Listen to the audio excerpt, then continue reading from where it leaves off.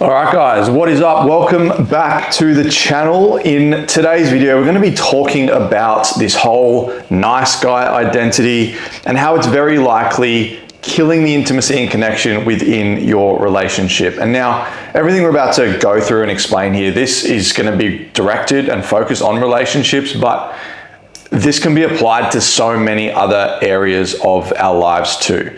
Right now, I am what I would call a recovering nice guy. This used to be who I was, right? I was the nice guy for so many years of my life.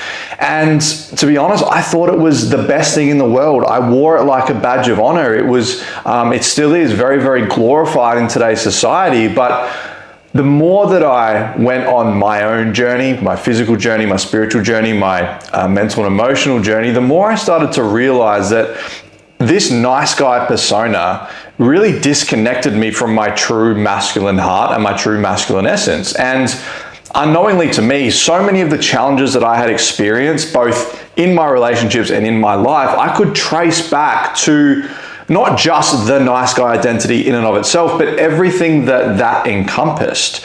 And I see this in a lot of men in today's society, right? This whole demonization of traditional masculinity is as loud as it's ever been. And being the nice guy is glamorized, it's glorified. But as we're going to go into today, it is just not the way that us men are supposed to be, especially in relationships, and it can really put a handbrake on us actually stepping up to be the strong, grounded, confident leader who can build their body, who can fulfill their purpose, and who can ultimately be the leader, provider, and protector for their family. And this was a big switch for me, because when I looked into my future, I wanted to be the best husband and father I could be, right? That is still my goal. It is still something I'm working towards. But I had so many traits, I had so many battles, and I had this self-image and self-concept that was very, very detached from me actually being this leader, right? So that's what we're sort of going to go into and discuss today. So this nice guy persona in and of itself, we need to understand what it is and why it actually came to be. And for me personally, I can't speak for everyone, but in my experience, I took on the nice guy because I didn't see my own self-worth or my own value, right? I would look in the mirror and I had body dysmorphia. So I would see a body and a physique and a man that I wasn't really proud of or confident in. I had, different things that happened in my life where I didn't feel super worthy, or I didn't feel super valued. I never wanted to be the center of attention. I was always the shy guy, right? I got bullied a little bit during high school. So all of these different things and this conditioning that I had gone through had created this nice guy persona, because the only way for me to feel worthy, to see my value, to have acceptance, to fit in, to be liked, was to manipulate myself and to wear this mask so that other people would validate me for me, right? Because when you're the nice guy, you people please. Right? When you're the nice guy, you want to avoid conflict, because any conflict will be a trigger that could potentially make this self-worth worse. It can make you feel bad because, I have conflict, this person doesn't like me, therefore that is another dagger to my self-worth, therefore I'm going to feel gross. And we want to protect ourselves from that,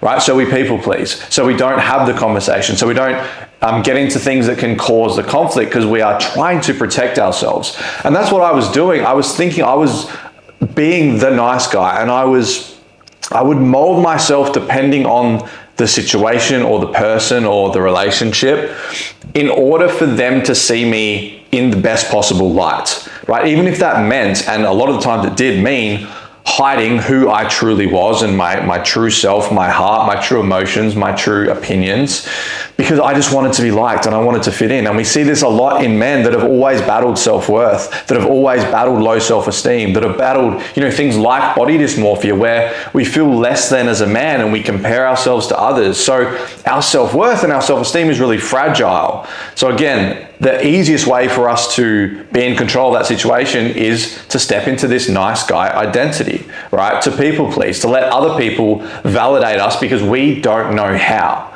right? And I'm going to go into how we can start to shift that in a minute. But if we then take that and put that in a relationship setting, in, I guess, the traditional masculine, feminine roles in a relationship, this is where we can really start to see a problem. And for me, the common theme, literally up until the relationship that I'm in right now, the common theme was that I didn't know how to step up and be that masculine presence. I didn't know how to be the grounded, I didn't know how to fulfill that grounded masculine role. And because I didn't do that, that would force my partner to do it. She would need to step up into the feminine. She would need to lead, right? Which disempowered her, demagnetized her, and took her out of her natural state, which is the feminine. Right? But again, I didn't know any different because I thought I was being the good guy. I thought I was being the nice guy by always catering to her needs and people pleasing and maybe avoiding certain conversations to avoid conflict. And I would create this perfect image of our relationship where deep down there was so much of me that was being suppressed. And then I would experience certain challenge and struggles because of this. Like insecurity and inferiority were my two biggest ones, combined with my body dysmorphia stuff, right? So because I didn't know how to, validate myself and know my worth, I would look at my body and I would be like, I don't want to be seen naked. I don't want to be seen without my shirt on, because what if she then finds me ugly or doesn't find me attractive or, doesn't want to be intimate with me? And again, these were all just protection mechanisms that I would then put in place. But especially when it came to the insecurity thing, like I would just have this unwavering belief that she could and would find someone better. And, for 99% of the relationships, it was never anything she did. It was never her entertaining these things. It was just my mind and the story in my head being like, she will find someone better, because why would she want to be with me? Because look at me, right? And this was, again, just a reflection of my own lack of self-worth, my own low self-esteem, my own disconnection from being that strong, grounded masculine. There was nothing strong and grounded about me, right? I would do whatever I needed to do to fit in, for her to like me and to keep her around. And I would also, again, this is all very unconscious stuff. Like we often don't realize we're doing it, but looking back, I would create conversations, or I would ask certain questions that I knew I was going to receive the validation from her, that I was going to receive a compliment from her, again, because I just wanted to feel worthy. I wanted to feel seen. I wanted to get evidence that she wasn't going to leave, right? And these are just some of the examples that can come up in relationships. Insecurity is a big one, and quite often insecurity comes back to, especially as a man, just our lack of confidence in who we are, our lack of self-worth, right? We are insecure because we don't see ourselves in a certain way, so therefore she probably doesn't, and therefore she's going to see all these other guys out there that look better, have more money, are further along in life, and are just better men than me, so she's going to go and pick them, right? And that fits perfectly with my own self-image and my belief of myself, right? I was always the bigger guy. I was always the guy with the bigger chest, the ugly duckling, so to speak. So why would this woman want to be with the ugly duckling? Why would this woman want to be with this man who didn't really fully know how to be a man? More often than not, the woman is not having these thoughts, right? Very likely she loves you, right? She wants to be with you. She wants you to be okay. So there'll be a point where she will, and I did, receive a lot of validation, a lot of reassurance. But you get to a point where, again, those roles, the masculine and feminine role, have almost completely flipped. And now me as a man, I'm more in my feminine, which isn't my natural state, and she's in her masculine, which isn't her natural state. And we are both suppressing our own true essence and true core. Of course, there's going to be problems. Right, and as I said, for me, it was she would have to do the leading more often than not. Not in every scenario, but I didn't feel like the pillar and leader of my family. And looking back, I can see just how disconnected I actually was. And so this is just, some of the ways that it can show up. And again, I only started to realize this the more I started to work on myself. I overcame my body dysmorphia, and that was awesome. And that was sort of my gateway into doing the work on myself, both the physical work to actually build the body, as well as the inner work, the mental and emotional work, connecting to God and allowing God into my life and just becoming a better man. But then as I started to do this, I started to have these epiphanies. I'm like, dude, you've been the nice guy for so long, and you've been led to believe that it is what women want, and you've been led to believe that it's a really noble thing, but it's completely demagnetizing and messing up your relationships. It's keeping me disconnected from my true masculine heart and essence, which is to be the leader, to be the provider, to be the protector, right? To be the man that your family and your wife and your kids and that your loved ones can rely on. And like, there was no way that previous partners could rely on me to the extent that I wanted them to. And looking forward, there was no, like, I wasn't close to being the man I wanted to be for my future kids. Right, so I started to do this work and I started to realize, like, oh my God, like, so many of my body dysmorphia things was a similar story. It was this lack of self-worth, lack of confidence, low self-esteem, comparison, right? And again, all of this was coming from this story that I needed to be the nice guy, and I needed to fit in, and I needed to, not be the center of attention, and, not be that strong in my opinions and desires.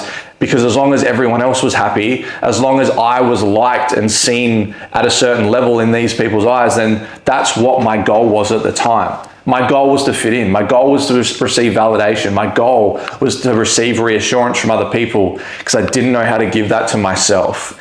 And this is just a big problem in men these days. There's a lot of reasons, right? One of the biggest ones is actually getting to the bottom of these things is very foreign to men. Actually deep diving, being open and honest and doing the inner work is quite foreign to a lot of men. It's definitely getting better. But not only that, but now we have this traditional masculine role, which at our core is who we are as men, right? So we have the world that is telling us that masculinity is bad, that it is toxic. And of course, we have ends of the spectrums, right? We have that version of man that is very toxic, or whatever words you want to use. But masculinity in and of itself is not toxic.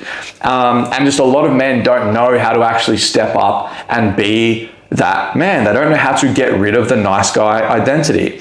Again, these have been some big realizations I've had as I've continued to go on my journey. And as I've now really been been through a lot of business shifts lately, but I'm like, oh my God, like, I need to be talking about this. I need to be talking about and helping men who are stuck in this nice guy identity and help them transition and transform into the man that they are supposed to be. That's in body, in mind, in spirit, in mission, in purpose, and ultimately to be the man that their family can depend on, because it is so important.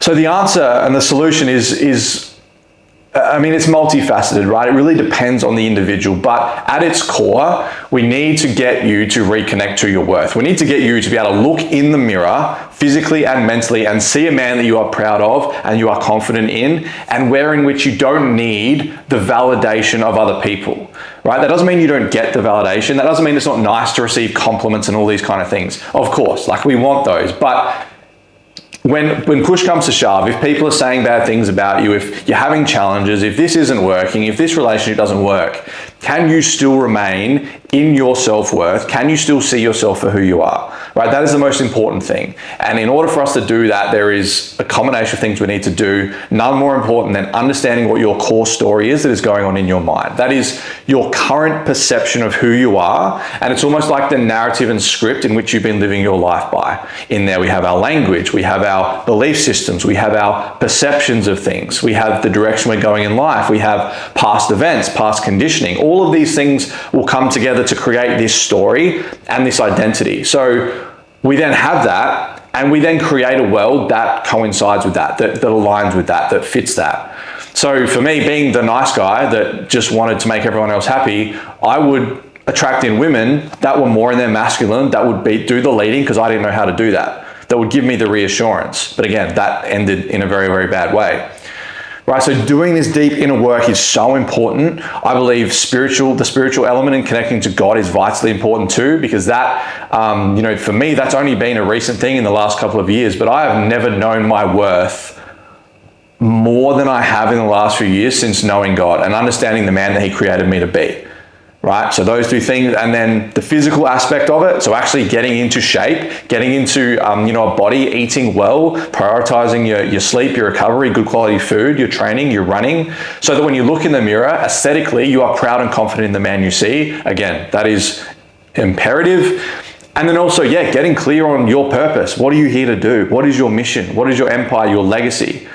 Right, and being able to picture yourself as the role model for your family.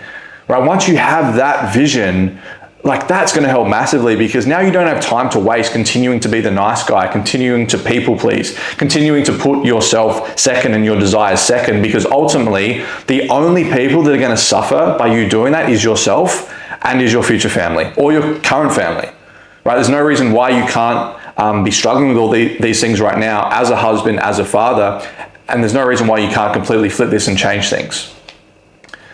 Right? So yeah, it all comes back to your self-worth, brother. Like that's why we take on this identity, because it's the easiest way for us to get that need met of being accepted, of being liked and having that validation if we can't give it to ourselves. Right? So the sooner you understand that and the sooner you embark on that journey, the sooner you're going to go from nice guy to the leader. And that doesn't mean you are not still a nice guy. Right? It doesn't mean you are not kind, empathetic, generous, emotionally regulated, able to express. Like, these are all aspects of a guy that is nice, right? But it's very different from the guy that is a pushover, from the guy that isn't deeply rooted and grounded in his masculine essence. And right now the world is crying out for more men and men to be leaders, men to be unapologetic in their desire to be the best masculine man they can. And I promise you, your dream woman is waiting for that. Right? That is what she is going to be magnetized to, because when you step into that, she is able to relax. She is able to soften and sit back into her feminine, which is her natural state. And she can be that beautiful, loving, caring, heart-centered, kind, in-flow woman that she's designed to be. And she can best nourish you, and you can best nourish her, and you're going to have this beautiful dynamic where there's no insecurity, there's no doubt, there's no second guessing. You're able to have the tough conversations because you both know it's not a personal attack. And then you're able to create this amazing family unit for your kids now or in the future, who can look up to their mum and dad and be like, oh my God, my dad is my idol, he is my role model. Oh my God, my mum is my role model, she is my idol. Their relationship is incredible, right? That is what I want. So yeah, this is the work for so many men. And yeah, if you feel like you're resonating with this and you want to actually do the work, because it's all well and good to talk about it, right? There is a lot more to it. Then reach out, right? Send me a message. Depending when you're watching this video, I will, I do my one-on-one mentoring, which is the highest level that you can work with me at. But I'm also going to be running a 7-day summit experience rite of passage in Bali in December at the end of this year in 2025. And that is a 7-day experience where we take the nice guy and turn him into that strong, grounded, confident, masculine leader. We're going to do all the inner work, the mental and emotional work. We're going to touch on the spiritual aspect. We're all going to be training together. We're going to be recovering together. We're going to be eating together. We're going to be going on adventures together. We're going to be getting clear on the man that you are going to step back into your old world as, right? We're going to do it in Bali. It's only going to be you and a max of 5 or 6 other men there. And it's going to be, I'm so excited to run it. It's going to be one of the most life-changing things that you can possibly do. And I want it to be the thing that you look back on and you're like, that's the turning point. That's where I became the man that my family or future family can depend on. So if you want to know the details of that, send me a message on Instagram is probably best. And yeah, I hope you've found this very useful. And yeah, we'll see you in the next video.